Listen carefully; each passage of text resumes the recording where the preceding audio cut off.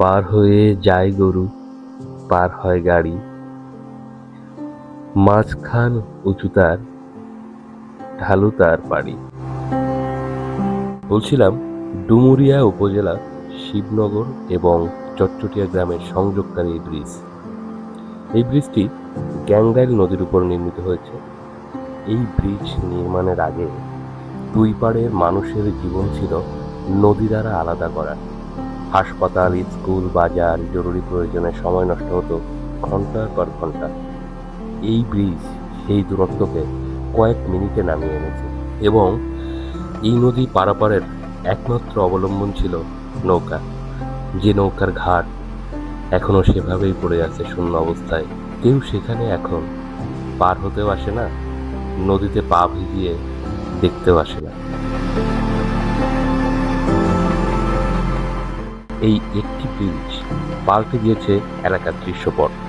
এখন কৃষকেরা তাদের ঘেরের মাছ কিংবা ক্ষেতের ফসল সহজেই ট্র্যাকে করে সরাসরি শহরে পাঠাতে পারছে। শিক্ষার্থীরা সময় মতো স্কুলে যেতে পারছে। জরুরি চিকিৎসায় রোগীকে দ্রুত হাসপাতালে নেওয়া সম্ভব হচ্ছে। এটি কেবল ইট পাথরের কাঠামো নয়, এটি এই জনপদের উন্নয়নের এক জীবন্ত দলিল। এই ব্রিজের গুরুত্ব কেবল মাগুরখালী ইউনিয়নের মধ্যেই সীমাবদ্ধ নয়, এর নির্মাণে বদলে গেছে পার্শ্ববর্তী বাইকগাছা উপজেলার মানুষের জীবনযাত্রাও। বিশেষ করে বাইকগাছার দেলুটি ইউনিয়ন এবং লতা ইউনিয়নের কয়েক হাজার মানুষের জন্য এটি এখন আশীর্বাদ।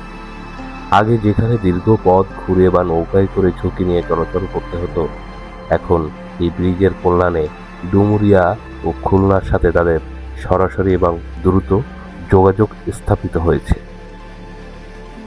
এই দুই গ্রামের বুক চিরে বয়ে যাওয়া গ্যাংরাইল নদীর উপর নির্মিত এই সংযোগস্থল, যা শুধু দুটি গ্রামকে নয়, বরং হাজারো মানুষের স্বপ্নকে এক সুতোয় বেঁধেছে।